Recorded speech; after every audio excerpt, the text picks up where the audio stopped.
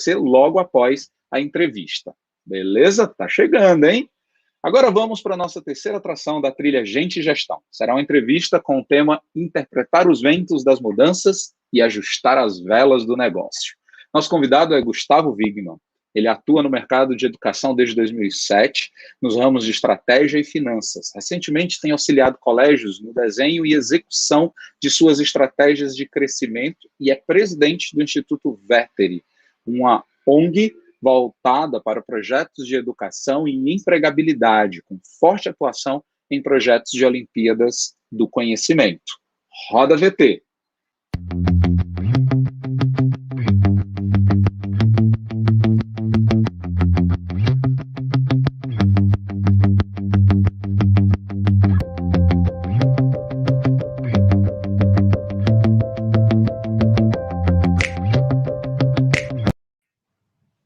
Aê, Gustavo, chega aí, bom demais, boa tarde.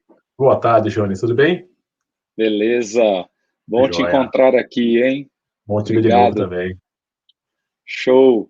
Gustavo, conta um pouquinho já de cara para o pessoal aqui, como é que tem sido a tua atuação no mercado e na jornada educacional? Olha, eu até vi na apresentação, que você colocou que eu estou desde 2007 em educação. Na verdade, eu me sinto em educação até um pouquinho mais de tempo. Eu acho que, antes de mais nada, eu fui um observador da educação, porque sou filho de professora de matemática, que depois virou diretora de escolas. Então, eu tive a chance de crescer com o cheirinho de mimeógrafo em casa. Delícia! Nossa, cara, a memória agora me levou até o cheiro. Super, não, é uma coisa que, infelizmente, essa geração nova não vai sentir, né? O cheirinho daquela prova cheirosa. Verdade. E até antes de 2007, eu comecei minha carreira como consultor e durante os quase 10 anos eu tive o privilégio de poder participar de alguns projetos em educação, alguns voltados a políticas públicas de como melhorar a educação em alguns estados no país. Depois fui para banco de investimentos, aí por volta de 2007, 2008, onde eu tive a chance, aí como financista, de participar de alguns dos IPOs, na época de empresas que eram consideradas pelo mercado small caps, ou empresas de pequena capitalização, que hoje são gigantes, né, e líderes mundiais, né, em termos de valor de mercado. Passada essa fase de banco de investimento, de IPOs, esse mercado de financista, eu fui investidor em um fundo de investimentos, tive a oportunidade de trabalhar na consolidação do mundo editorial, e na sequência, né, de fazer o investimento, participar de conselho de administração, tive a chance de pular para dentro da empresa e ter uma experiência de gestor, tocando as frentes de estratégias e novos negócios, numa época em que o ensino híbrido, a tecnologia estavam nos seus primórdios.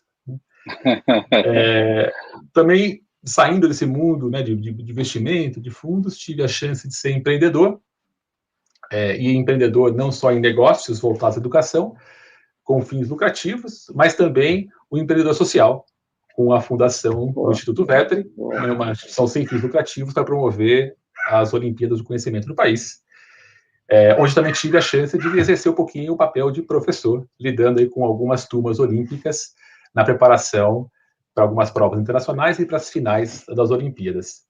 E depois dessa pandemia, tenho ensaiado um papel de mágico no setor de educação, que é para fazer as coisas terem um sentido aí, depois dessa chacoalhada enorme. Falando em chacoalhada, cara, me diz uma coisa. Esse momento que a gente está vivendo aí é propício para as grandes mudanças? Ou é melhor ficar quietinho, sem movimento, não faça movimentos bruscos? Como é que você percebe isso? Olha, acho que ficar quietinho nunca é uma opção real, né? Eu acho que todo mundo tem que estar em algum movimento. E o salto, né, o tamanho da mudança, o salto que a gente dá, eu acho que ele tem... Acho que a preocupação está mais no planejamento do que na magnitude desse salto. Eu acho que desde que bem pensado, esses grandes saltos eles podem ser bastante oportunísticos. E acho que o momento ele pede alguma mudança. Eu acho que talvez movimentos bruscos ou grandes saltos, Sim. talvez seja aí uma coisa a ser considerada com algum cuidado, mas sim, é um momento de se repensar a estratégia, de se repensar posicionamento, de repensar a narrativa da escola, de se repensar tudo, né? E é um momento que pede movimento. Boa. É legal fazer essa questão do movimento, porque conversando com uma série de gestores que a gente conversa aqui na Agenda Edu, a sensação que tem, e até vendo também algumas postagens por aí, a sensação que dá é que tem muita gente com aquela, talvez um efeito stand-by, né? Vamos esperar tudo isso aí passar para a gente poder se movimentar de alguma forma. É tipo assim, não fica quieto, tenho medo, tenho receio, é muita incerteza e tal. E lidar com o negócio escola, vamos mais uma vez, né? Na atração passada eu estava falando sobre isso, a dificuldade do gestor, educador ver a escola enquanto negócio, mas lidar com o negócio escola requer um tanto quanto de correr riscos, né? Para poder não só passar por esse momento aqui, não só sobreviver, mas fazer uma diferença quando sair do outro lado. Faz sentido isso? Eu acho que a escola é interessante falar de risco, né? Porque só quem vive esse mundo de educação vê o tamanho, né, dos riscos e da volatilidade, e às vezes tem que escutar de investidores de que é um mercado de baixo risco. É só vivendo para sentir na pele a volatilidade. Vai para dentro, vai para dentro. Exato. A escola, ela tem, por um lado, né, alguma previsibilidade. Acho que a escola, né, ao contrário de uma indústria como o varejo, que é muito mais incerto, muito mais volátil, ela te dá, sim, a possibilidade de você fazer as coisas com um pouquinho mais de estratégia, com um pouquinho mais de tempo, né? No final, a escola, ela funciona como... A turma gosta de fazer aquela analogia com o avião, né? O avião decola, você não consegue encher mais a escola, né? Até depois que você pousa, ele decola de novo. Então, são ciclos aí de decolagens. E o que aconteceu na pandemia foi que alguns passageiros pularam de paraquedas, né? E você se viu aí com um avião mais vazio e sem ter a chance de enchê-lo, né? Mas essas pausas que a gente tem, né, entre fazer uma mudança, começar um ciclo e repensar o próximo, eu acho que dão a chance para o empreendedor parar e medir um pouco esses saltos. E esses saltos deveriam acontecer. Eu acho que existe uma pressão grande dos consumidores, das famílias, para que essas mudanças aconteçam. Acho que existe um pedido, existe uma demanda para uma atualização da escola. Essa demanda, essa atualização, ela tem que acontecer por parte da escola, e há um risco a escola deixar que agentes externos façam isso por ela, porque, de outra maneira, ela corre o risco de ficar presa, né, ou refém de uma narrativa que muitas vezes nem ela mesma acredita, né, mas porque ela deixou com que o setor como um todo levasse a demanda por uma linha que não necessariamente é a linha que ela gostaria de atuar. Então, essa é a hora dela colocar as mangas aí para fora e mostrar o que ela acredita, o que ela quer fazer, e negociar, porque no final, essa mudança toda aí com pandemia trouxe as famílias mais próximas da escola, trouxe aí um vínculo, uma comunicação mais estreita, que não existia no passado, e é uma chance fenomenal de se negociar essas mudanças e de acomodar essas mudanças no ritmo que a escola pode entregar. Legal. Eu vou pensar um item que você mencionou aí, que eu sou fã, a questão da perda das narrativas, né? Ou da narrativa. Eu li um artigo seu já há um tempo, onde você fala sobre isso. O nome do artigo é Porque as Escolas Deveriam Cuidar Melhor das Suas Marcas. Se eu não me engano, foi antes até da pandemia, né? Que você escreveu esse artigo. Foi um pouco antes da pandemia. Isso. E, cara, aquilo fez tanto sentido para mim. Aliás, eu me tornei um repetidor desse conceito, né, de escola. Não perda sua narrativa, cara. Se liga aqui no que você está fazendo, né? O que seria, Gustavo, no seu entendimento, o que gera, né, essa perca de narrativa, né? O que seria mais precisamente essa narrativa? Do que você está falando aí? A narrativa, no mundo dos investimentos, né, o pessoal gosta de chamar de equity story, né, ou a história, é é a forma como você se vende, é a forma como você se conecta com as famílias, com os alunos, que, de certa maneira, todo mundo que investe em educação busca alguma exclusividade, alguma customização, alguma individualização daquele ensino. Uhum. E se você não tiver algum discurso que se conecte com essa família, ou fica um discurso muito pasteurizado, você acaba ficando um pouco mais do mesmo e perde a sua chance de se diferenciar, o que tem impactos na retenção de alunos, tem impacto na precificação das mensalidades, tem impacto na adesão desses alunos a um contraturno. E o que eu tentava capturar no artigo, interessante que depois veio a pandemia, ela, na verdade, acelerou uma tendência que a gente discutia nesse artigo, né, foi o fato de que, quando a gente analisa um pouco o histórico, né, os ciclos por qual passaram as escolas, né, a escola ela passou por um momento onde isso pré-sistemas de ensino, né, onde ainda os livros didáticos estavam começando a chegar. Você imagina, os livros didáticos são até itens novos, né, da educação. Sim. O professor tinha um papel muito relevante, porque o professor ele era o responsável por fazer a curadoria, por estabelecer o seu plano de aulas, por cuidar dos alunos da maneira mais individual que ele conseguia. E o que aconteceu foi que as escolas e o professor ele foi perdendo um pouco o espaço para soluções que, de uma forma, viabilizaram um crescimento exponencial das escolas particulares, com sistemas mais rígidos, mais controlados, mais padronizados. É mais fácil você gerir uma grande rede quando toda a sua pedagogia está, de certa maneira, sistematizada e padronizada. Mas nessa, o professor, né, perdeu um pouco de relevância, a escola se afastou um pouquinho, e inclusive chegou, né, se pegar ali os anos 80, 90, a colocar uma marca do lado do seu logo. Então existia a escola e um outro logo. O logo Sim. do sistema de ensino passou a ser, muitas vezes, até mais importante do que o logo da escola, e muitas, inclusive, chegaram a tirar o seu nome e adotar o nome do sistema de ensino que usavam. Depois a gente passou por um momento aí nos últimos anos, onde os pais, pedindo um pouco mais de inovação, um pouco mais de diferenciação, esses logos foram sendo, a eles foram sendo adicionados vários outros. Então, um logo do Espaço Maker, um logo da língua, um logo do socioemocional, um logo do teatro, um logo. E aí você vê uma constelação de logos e o logo da escola pequenininho, a ponto de você entrar e perguntar o que será que essa escola faz de fato, né? Será que é um grande shopping center? Eu tenho vários logos aqui atuando.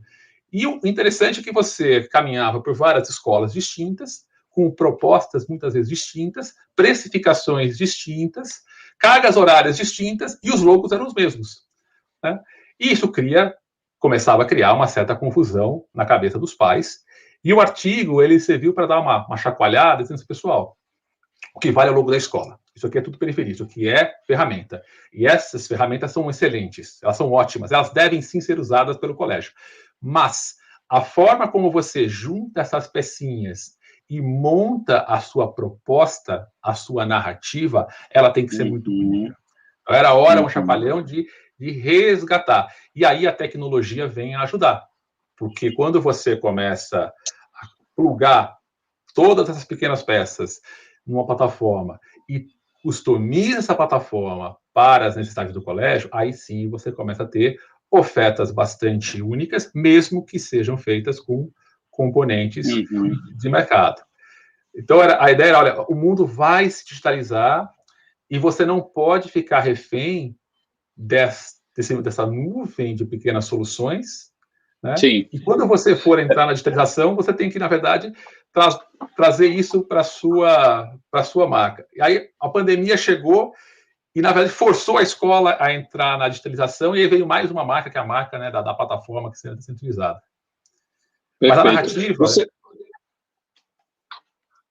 Não, deixa eu pegar carona aí, porque você fala sobre essa ideia das logos, e que, para quem está de fora, seja o responsável, seja mesmo a própria equipe da escola, né, ver o que é que está acontecendo aí. Mas tem uma outra questão que ocorre, talvez de um caráter um pouco mais pedagógico, né, é que cada uma dessas logos, elas parecem apontar para direções diferentes.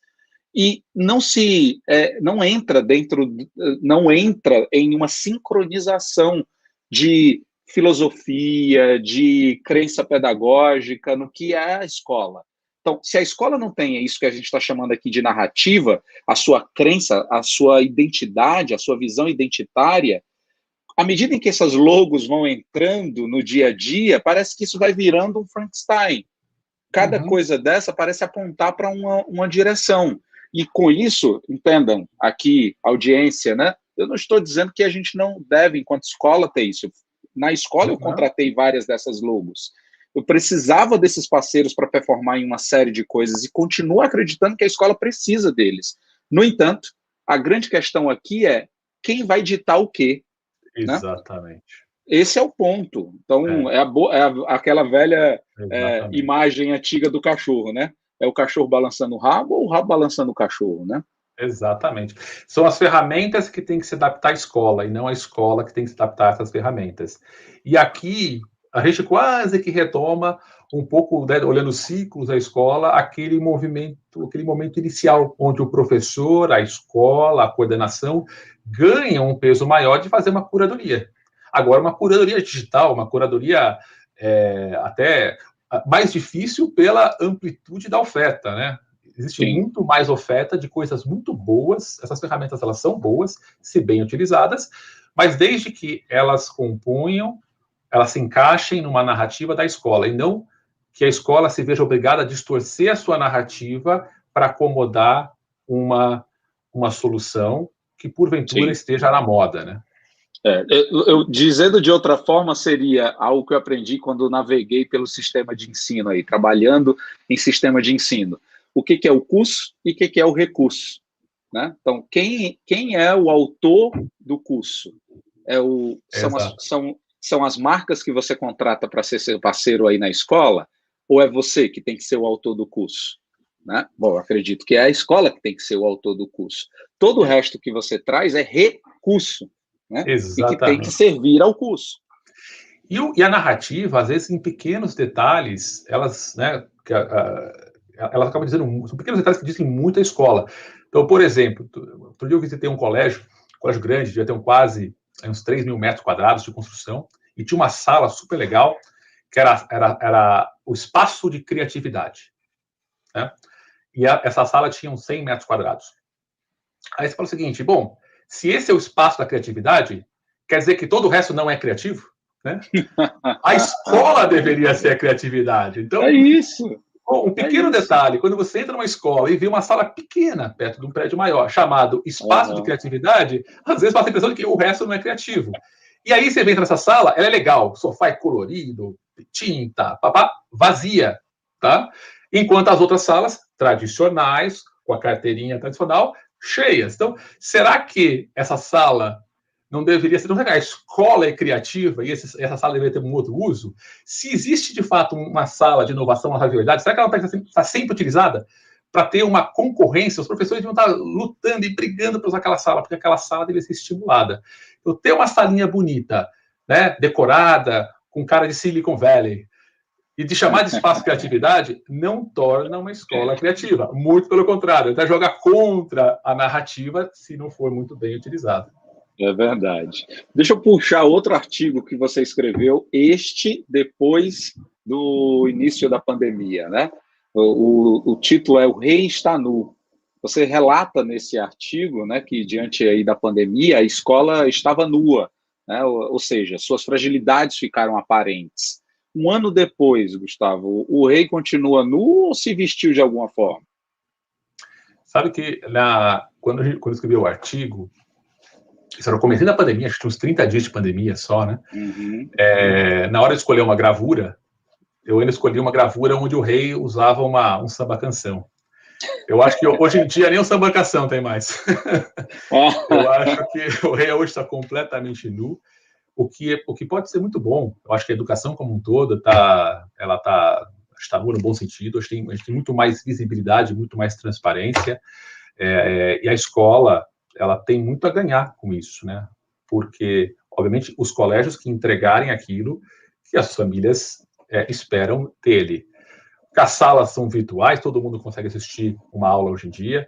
Não tem mais aquela linha do, né, o filho chega em casa, fala que não gostou da aula, e o pai fica naquela dúvida se é um pouco de exagero do filho, ou se de fato tem algum problema. Agora ele senta lá, e assiste a aula, e de fato vê o que está acontecendo. E o interessante é que, ao longo do processo, nós passamos o primeiro ciclo onde a tecnologia, ela, às vezes, foi usada como uma desculpa. De fato, a tecnologia, a escola está adaptando. Só que agora, você tem no mesmo colégio professores que mandam muito bem e professores que não mandam tão bem. Então, não é a tecnologia. Muitas vezes, você consegue ver professores dando aula em colégios distintos. E você nota a diferença nas aulas. Então, será que é coordenação? Será que é estímulo do professor? Então, a educação, de fato, está totalmente transparente. Teve um artigo até que eu escrevi na sequência, falando da escola Big Brother, né, que era 30 dias ou 60 dias depois daquele artigo, mostrando que tinha se passado. Acho que sim, está escancarado. Eu acho que os 5 pontos que foram levantados naquele artigo continuam valendo para agora. Né? O primeiro é que as escolas têm que ter uma atenção redobrada às famílias, aos alunos, porque a transparência no colégio está total. Então, quando a gente fala, por exemplo, de inclusão digital, como é que uma escola que trabalha inclusão digital como um pilar importante de uma habilidade, uma competência para o século XXI, não consegue fazer a própria inclusão digital? Né? Isso está escancarado. Os professores agora são vitrine. Os professores são os showmans e têm que ser usados como uma plataforma de divulgação da marca, da reputação. Né? Por que não? Né? Bons professores fazem da escola uma boa marca. O ensino híbrido veio para ficar.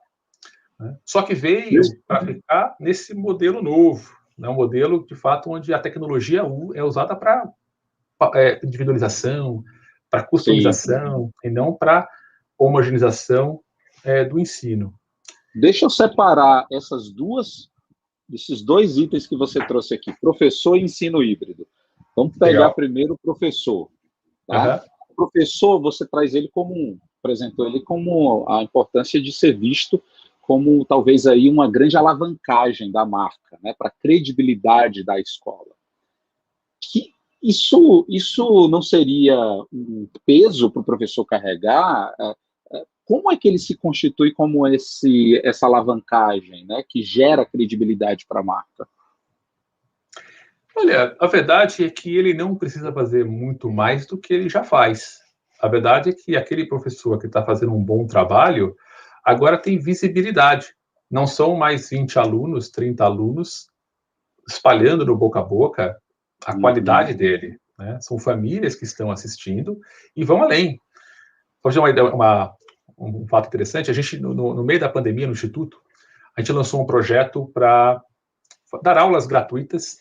A gente tinha uma sala de Enem e uma sala de Itaim, né, chamada Aulão Brasil. E nós começamos a perceber, nesse Aulão Brasil, que aconteceu uma semana, que alunos portugueses começaram a assistir às aulas aqui. E o feedback foi interessante. Foi, olha, as aulas dos professores brasileiros são muito mais legais do que as aulas dos nossos professores. Olha aí. Então, assim, você vê que num projeto que nasceu para tentar levar para a escola pública uma aula de qualidade, uma semana chegou em Portugal. As coisas nesse mundo digital viajam longe, viajam rápido. Então, o professor ele tem que estar atento a isso. E a escola também, porque se a escola ajudar o professor a fazer dessa aula digital, desse contato, desse ensino híbrido, algo interessante e potente, ele acaba não só melhorando a percepção, a imagem do professor, como também da escola. Perfeito. Gosto de pensar nisso, inclusive, por uma outra ótica. Se a gente imaginar um tripé de sustentação para o que a escola faz enquanto atuação pedagógica, né? Metodologias, recursos didáticos, quaisquer que sejam eles, e o professor. Só que me parece que, voltando um pouquinho do que a gente estava falando antes, existe um peso e uma certa magnitude tão grande dada ao recurso e até mesmo a busca pelas metodologias ativas e tal. E aí eu digo assim, você não está vendo, gestor, que esse cara aqui, o professor, exerce um protagonismo muito grande para alavancar a tua marca, alavancar a tua escola? Né? Então, a coisa não pode ficar só em cima de recursos. Eu invisto em recursos didáticos, contrato parceiros maravilhosos, até faço formações metodológicas, coloco todo mundo de ordem, porque aqui a gente precisa trabalhar com metodologias ativas. Mas vem cá, você está olhando exatamente a importância da atuação desse professor e até mesmo ouvindo a voz desse professor? Pois é, o professor, ele tem um papel fundamental em tudo, né? Até quando a gente pensa em tecnologia, sem o professor não acontece. O professor tem uma coisa interessante que é o que mais vale, né, numa relação com o aluno, que é o cai na prova. Isso cai na prova, isso não cai na prova. E ele dita o que entra e o que não entra. Eu tive uma experiência enquanto, né, investidor lá atrás, nos primórdios de tecnologia. A gente criou uma plataforma super interessante, que evoluiu e hoje é uma grande plataforma de mercado, mas no começo a gente tinha uma questão de uso, né, dos alunos. Estava dando em 1,8% dos alunos usavam a plataforma. Ela era web na época ainda. Vamos lançar um app, porque os alunos gostam de app, o aluno não gosta de web. Lançamos um app, continuou abaixo de 5% a utilização. Mas por que? Tá em app é legal. Aí chamamos os professores e falamos assim, professor, dá para dar meio ponto na média para quem usar? Não, dá. Foi para 93,8% de utilização, tivemos 3 milhões de tarefas realizadas em uma semana, deu crash no servidor. Você vê que, sem alinhar com o professor, de fato não acontece nada na escola, e não deveria acontecer mesmo. O professor, ele é um protagonista importante, ele tem que ser escutado e tem muito valor a agregar. E aí, acho que fazer um gancho da tecnologia com o professor, o ensino híbrido, a verdade é que as edtechs também evoluíram muito nesses anos, né? Acho que elas partiram de uma visão um pouco mais arrogante, de que iriam substituir o professor, né? Iria ter uma relação direta com os consumidores, né? Voltar a 2013, quantas propostas você não tinha de entre na minha plataforma e você vai aprender? Não tinha, de fato, um cuidado com o professor. Eu acho que hoje as edtechs já perceberam que as suas ferramentas se tornam muito mais potentes quando o professor ele é envolvido, quando o professor entende como elas são utilizadas e quando elas se aproveitam dos feedbacks que esses professores trazem para melhorar as suas ferramentas. Eu acho que isso vai mudar radicalmente a penetração de tecnologia. A verdade é que nesse último ano a tecnologia falhou também em muita coisa, acho que não entregou todas aquelas promessas do ensino adaptativo, do ensino individualizado, né? Foi mais uma versão digital, né? A escola virou online, mas ela não digitalizou ainda. Eu acho que agora a gente começa sim um processo de digitalização mais interessante. Esse daí talvez é um grande... se cria uma grande frente de prateleira quando você tende a acreditar, quando alguns tendem a acreditar que a escola agora ela implantou tremendamente a cultura digital. Mas o que eu vejo é replicar o modelo do presencial no remoto, onde você tem os mesmos tempos de aulas, as mesmas sequências de aulas, o mesmo volume de conteúdo sendo trabalhado, e até a neura e a preocupação com o aluno colar durante uma prova feita no remoto. Exato. Assim, exato. Acho que a gente não virou a chave, a gente só mudou de lugar, né? Então, esse aí talvez é um grande alerta a pensar como os ventos que estão soprando na direção, né, diante dos desafios que a gente está vivendo, como é que a gente aproveita a força desses ventos para poder ressignificar aquele que sempre foi a atuação, por meio de uma avaliação, por meio de uma aula, como é que a gente ressignifica essas coisas, né? Acho que esse é uma força. Deixa eu fazer uma pausa aqui para reconhecer e falar de algumas pessoas que estão falando com a gente aqui no chat. Primeiro, o Gessé, que disse uma mini maratona sensacional sobre educação. Valeu, Gessé. Grande desafio no atual cenário educacional. A Edna também comenta, triste saber que antes da pandemia muitas escolas proibiam totalmente o uso tecnológico em sala de aula. É verdade, Edna, triste mesmo. A Samira, que será inclusive uma das nossas palestrantes logo mais, diz, Gustavo, me abraça, uma logo para cada projeto, evento dentro de um só ecossistema, senhor, os publicitários profissionais de marketing e de brand piram. Outro comentário aqui é da Jéssica. Incrível, Gustavo, a mais pura verdade. O professor sofre, ganha pouco e tem toda a cobrança. Olha aí. E a Tânia, que diz, concordo que a qualidade do ensino está totalmente conectada com o fazer do educador. Não dá para colocar a culpa só na falta ou excesso de recurso. Valeu, Tânia. Excelentes comentários aí, participando da nossa conversa. Gustavo, eu disse que eu separaria lá a conversa do professor e do ensino híbrido, né? E aí, ensino híbrido. Os ventos parecem soprarem na direção de que todo mundo agora faz ensino híbrido. Bom, tem uma complicação aí, né? Porque, bom, gente, vamos lá. Para você receber seu certificado de participação na jornada Edu, fazer o que estão fazendo por necessidade, não porque a escola quer, de deixar parte da turma em casa, parte da turma na escola, fixamente, né, ou às vezes fazendo rodízio, isso por si só não se constitui ensino híbrido.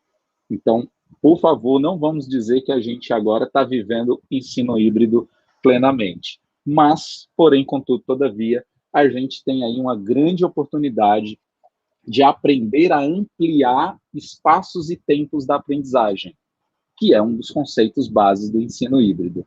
Nesse sentido, Gustavo, depois que a gente passar por essa grande tragédia que é a pandemia, você acredita que a escola vai tender a continuar implementando novidades e dando continuidade ao que ela aprendeu no meio desse desafio todo, ou ela vai voltar ao ponto de partida? Eu acho que essa vai ser uma boa oportunidade para a gente ressignificar, inclusive, o papel da escola, né? E eu acho que a pandemia ela tem um impacto muito grande na educação e ao foco, né, numa discussão entre professores, gestores, acaba sendo educação. Mas se a gente olhar um pouquinho como a pandemia vai mudar a maneira como a gente se organiza como sociedade, né? Não é que o híbrido veio para ficar. Na verdade, o trabalho híbrido veio para ficar. Então, com isso, aquela decisão das famílias típicas, eu moro perto do trabalho ou eu moro perto da escola, né? O que é trabalho hoje em dia, né? Você não tem mais uma referência de trabalho. E outra, né, como é que eu me organizo? Nós ainda somos seres tribais, né? E ainda somos seres que precisam de interação social. Onde é que isso acontece, né? Se o ambiente de trabalho ele passa cada vez mais por um processo de digitalização, né? Então, o home office é uma realidade para muita gente. A religião acabou também perdendo um pouco do espaço que tinha de congregação de pessoas. Os vizinhos, as famílias são menores e moram mais distantes. Os vizinhos hoje estão divididos por muros altos, né? O que sobrou, assim, verdadeiramente de ponto de intersecção, de conexão? A escola. Eu acho que a escola tende a ocupar um espaço, assim, no nosso convívio social muito importante e acho que, inclusive, vai começar a determinar movimentos urbanísticos, né? De escolas começarem a ditar para onde vão bairros. Porque, de novo, né? Você tem uma conexão com a escola de pelo menos aí 12, 16 anos.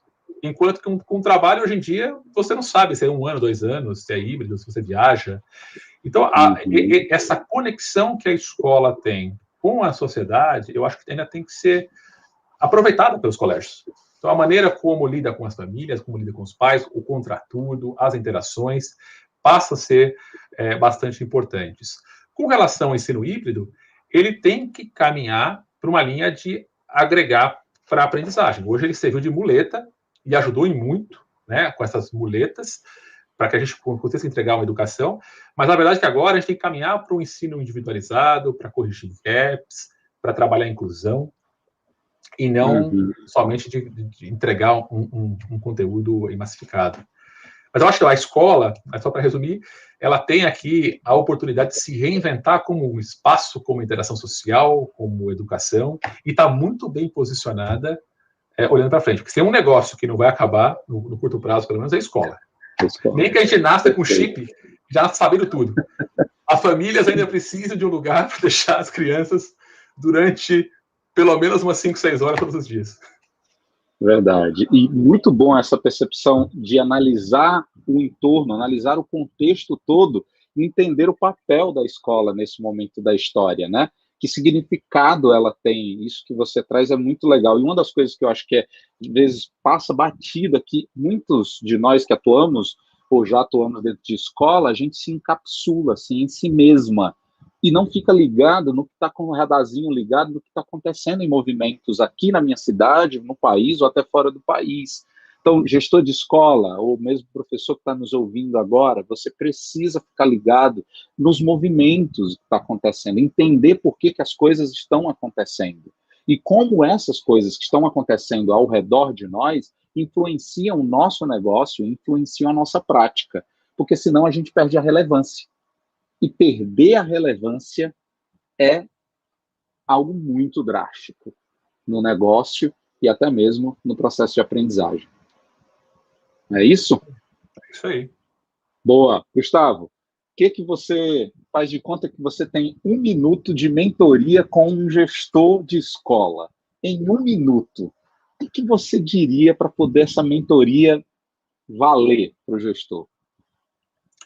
Olha, primeiro, acho que o grande conselho, prezem as suas marcas e a sua narrativa e agarrem e protejam esses 2 elementos com todas as forças que vocês puderem. Esses são os principais ativos que vocês têm e é o que vai garantir a sustentabilidade e o crescimento do colégio olhando para frente. A gente vai passar por um processo natural de consolidação. Muitas escolas, infelizmente, hoje não têm a escala mínima que uma operação mais complexa exige. Né? Imagina agora, né, com itinerários formativos e grades extracurriculares, espaços mais amplos. A educação está passando por um aumento na complexidade. Quem conseguir surfar, desde que preserve, né, a sua narrativa e a sua marca, vai acabar se aproveitando muito aí desses ventos de mudança.